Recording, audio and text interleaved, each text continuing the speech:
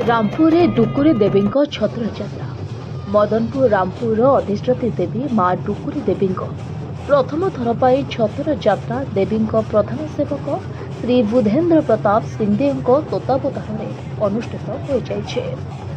जेनाखाल गुप्त रीतिनीति डुकुरी पूजार्चना संपन्न कर गुप्त नीति पूजा पर भोर 5टार बाहरिला मां छतर। हजार हजार श्रद्धालुओं भिड़ रामपुर उत्सव एवं मुखरित। पूजा उपलक्षे जनस्थान को बार्ता राजभाटी थोड़ा चाहूँ मु प्रथमे माँ डुकुरी छतर यात्रा उपलक्षे समस्त रामपुरवासी समस्त कलाहांडीवासी समस्त पश्चिम ओडिशावासी के हार्दिक अभिनंदन और शुभेच्छा जनाऊे। आज आपण मैंने देखि बहुत आडंबर रे और बहुत उत्साह सहित हजार हजार भक्तों सहित श्रद्धालुओं सहित जेनागुड़ी ठारू आरंभ करी राजबाटी डुकुरी मंदिर पर्यंत जो आमर शोभायात्रा आसिला छतर सहित शतप्रत भाव में जहाँ आशा करा जाइथिला ताठू अधिक हजार हजार जनता हजार हजार श्रद्धालु आज माँ को बाहुड़ी आनिले एवं राजबाटी ठारे पहुँचिले। माँ को ठारे प्रार्थना करुचे समस्त के घट गुड़े किना रखन और धन्यवाद देवी प्रशासन के पुलिस प्रशासन के सबू व्यवस्था ठीक करते और सबुठ बेसी धन्यवाद देवी रामपुर अंचल और आखर पाखर समस्त अंचल के समस्त समाज समस्त वर्ग अंचल के जो मैंने ये कार्यक्रम के सुरुखुरु ने कले। बहुत धन्यवाद। डुकुरी जेन यात्रा है से उपलक्षे जनस्थान को आप बार्ता देवे? यहाँ तो रामपुर आगुरी ही आसूला पूर्व काल मझे बंद होता 3 वर्ष को थरे है 5 वर्ष को थरे है ये वर्ष आम करूँ तो ये आम भावुलु 5000 लोक हे बाकी से 10,000 भक्त आसी लोक। माँ को पूजा कि पालन करा जाए?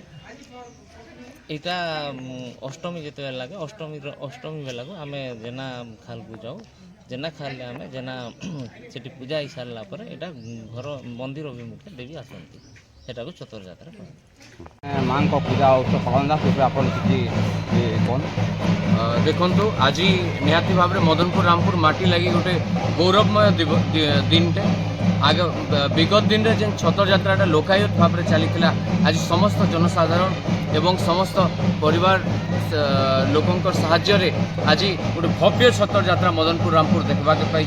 माँ डुकुरी ये छतर यात्रा निहाती भाव में आगामी दिन में पीढ़ी दर पीढ़ी चालू बोलिक आम आशा और विश्वास आम आज जेन हिसाब से छतर यात्रा होती निहाती भाव में जनसमुद्र पलटि जाइए मदनपुर रामपुर आकलन बाहर आज पाखापाखि 10,000 लोक उपरे आज लोक उपस्थित थे छतर यात्रा एंता ही निहाती भाव में लोकंर भक्तिमय परिवेश आज सृष्टि होता मदनपुर रामपुर में। माँ डुकुरी आशीर्वाद माँ माणिकेश्वरी आशीर्वाद समस्त अंचलवासी प्रति रहू एवं मदनपुर रामपुर प्रति सब बेले रहू।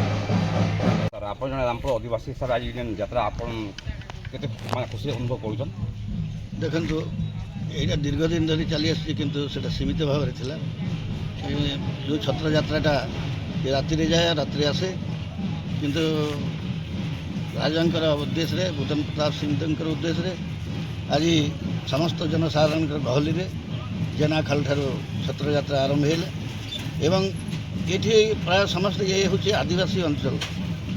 आदिवासी अंचल गढ़ राजगड़ा अमल गढ़ यहाँ आज लोक बहुत उत्साही मन में जोटा कि दीर्घ दिन पर छत्र यात्रा डुकुरी बाहरी जमी माणिकेश्वरी बाहर सेमती आज रामपुर में बहुत उल्लास बहुत जनसाधारण सभागम आज ये छत्र यात्रा पालन होती आगामी दिन में आम पुणी थे ये कमी बहुत बड़ आरंभ हम से आम राजा पाखे अनुरोध करूँ दाबी रखा आगामी दिन में बहुत ये पर्व को समस्ते पब्लिक जनसाधारण समस्ते सहयोग करें बहु आडंबर करने आम इच्छा आज एरिया आमर सब खुशी अच्छा पूजा माने दिवस खुशी पूरा बार्ता देते?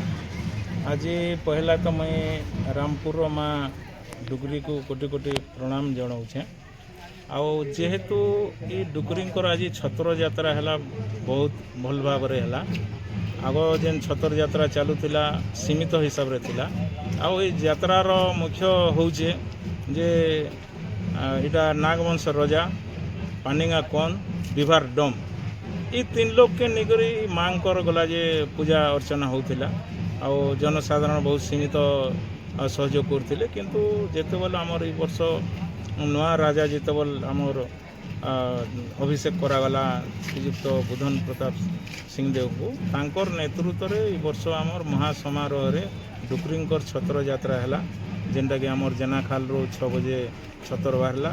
ଏନେ 8:15 ଆମେ ପହଞ୍ଚିନୁ।